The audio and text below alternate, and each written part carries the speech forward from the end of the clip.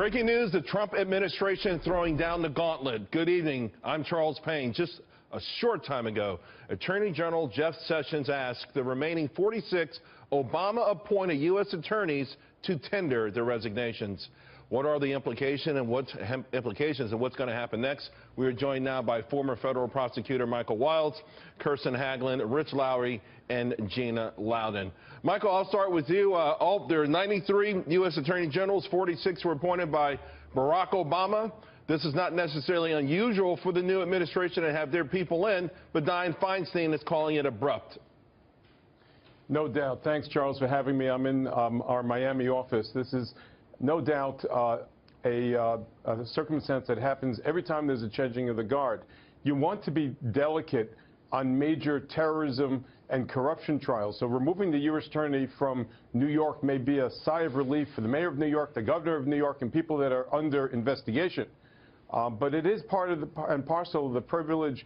To the victor goes all the spoils, and they should have lawyers who advocate the president's policies. It would be unorthodox to actually have a prosecutor, a federal prosecutor, who is not walking in sync with the president of the United States. Right. That is, again, the prerogative of the administration, to place his lawyers around the nation. Gina, draining the swamp, I think a lot of people wonder what took so long, and I'm sure this move will be cheered in conservative circles.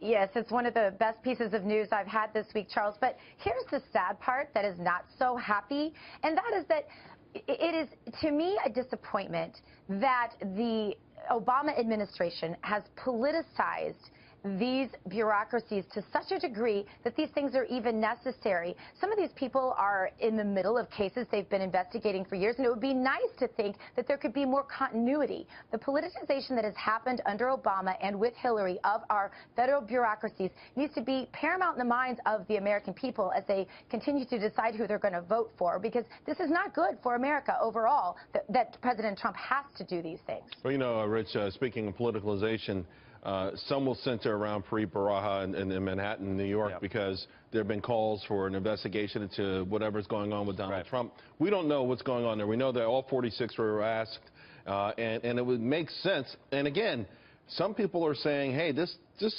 probably should have happened sooner, but it's a logical move. Yeah, well, he's the one I would be really tempted to keep, because I think he's done a tremendous job making strides towards cleaning up the cesspool that is New York politics. But as has been said previously here, this is fully within the administration's rights to do. And on the principle that the Democrats overreact to everything, this will be portrayed as some coup or some Friday night massacre.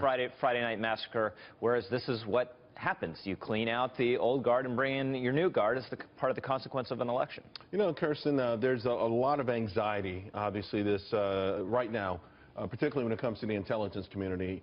And some of it probably dribbles over into law enforcement in general. So this is also probably a welcome move with respect to restarting that relationship, because I think the American public is leery right now. Oh, 100% correct. And also, you can see that this happened because with President Obama, when they did this, he actually allowed all of President Bush's nominees to stay until their replacements were confirmed. This is different. Jeff Sessions, as Attorney General, coming in and saying, all right, all the rest of you need to resign. But I think what it points to is this kind of distrust of the Obama appointees and all those people left over from that administration, which has been seen throughout, all the Democrats' pushback on everything that Donald Trump has tried to do and all of his cabinet appointments. So I think you're seeing, all right, if you guys aren't going to play fair and square with us, if you aren't going to give us a chance here, fine, you all need to resign. And so I think that's part of combating that anxiety that there might be some pushback from people in the DOJ Charles? and the intelligence. Yeah, Michael?